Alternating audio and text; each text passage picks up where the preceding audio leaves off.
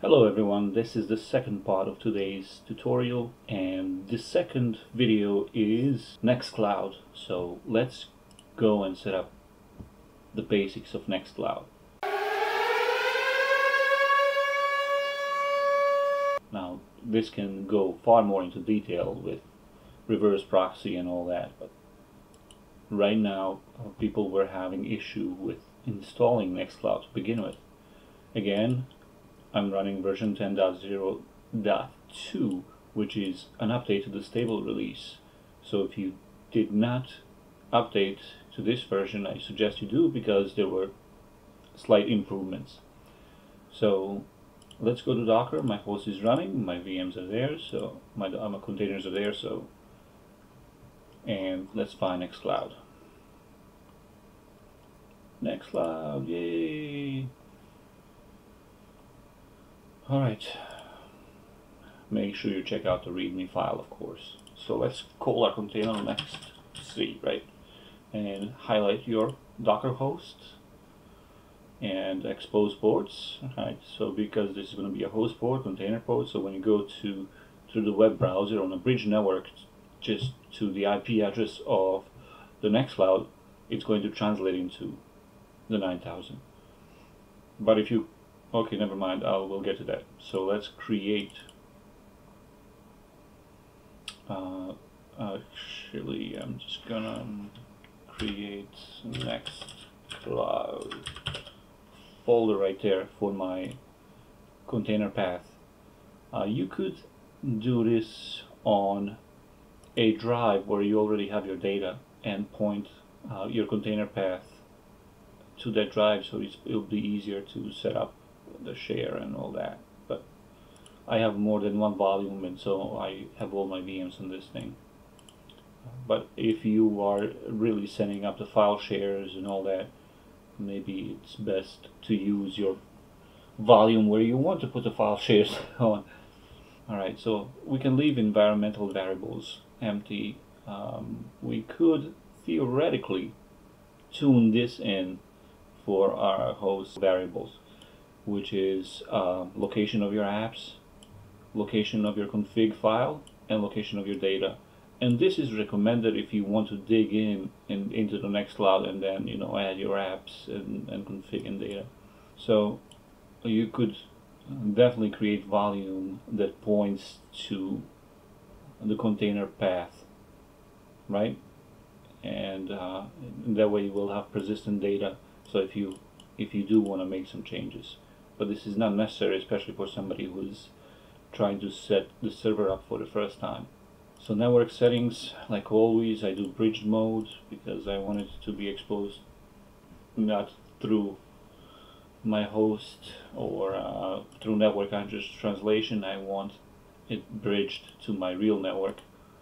Okay, and I close that, and I don't want DHCP. I know what's free. Let's say 192.168.1.249. Generate MAC address again. Host name is nextc.space. This is for my internal network. Entirely not necessary. You can do memory limit if you want, or leave it up to the host. Leave it up to the Docker host. Let's see, save. Alright, so there's Nextcloud. And it then, see, like I said, it's going to add environment variables, and it did a bunch of those. Okay, so the only thing that's important for us is to really access it through the web UI, right? So it started right up, no problem, and it's trying to take you to the port 9000. If you just delete the port 9000, hit enter, 1.249, there it is. So it just took a second. So just go to the IP address you gave it in a bridge mode, and it comes right up. You can create an admin account. I'm going to create one really fast because I'm not going to use this container. I'm going to call it fake Jake pass 123. Alright, finish setup. Let's get into the container really fast. Here we are, and you have desktop app, you have Google Play, App Store. So this is really nice because you create your own cloud. So you're not dependent on Google or Apple or Microsoft stealing your data and scanning everything that you have. This is your private cloud for your data, and I understand why this sounds so appealing to everybody. But I wouldn't run it unless you know how to set up reverse proxies, unless you know how to set up, HTTPS properly, and that's why I don't recommend it for regular users, maybe those that are a little more experienced in setting this up behind Nginx, or having proper SSL certificates to make sure that you get access to your data and nobody else can really be the man in the middle, because you can have sensitive data and you don't want it to go over unsecured line. But this is really it, right? Favorites, shared with you, shared with others, shared with book tags, settings on the bottom, fake Jake, admin, server info, encryption. You can dig into all this and set up your Nextcloud, and there's tons of guides on how to do that.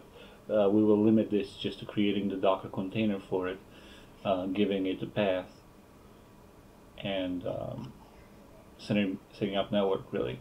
So like I said, once you start it, give it a couple of seconds, because it didn't start up immediately for me. It takes a couple of seconds, and go to the IP address without the port 9000, because if you click on Web UI, it's going to try to take you to the port 9000. Just ignore it. Just go to the IP address, this address that you gave it here, or whatever DHCP tells you the address is, and you will be able to access the Web UI. And from there you have Web UI to fine-tune your settings, and you can always go through console and access really the location of the folder and modify anything else in it that you would like to modify. And like I said, in the README file they showed you how to set up persistent data as well. That's all, folks, on the Nextcloud. It really is that simple. Have a great day.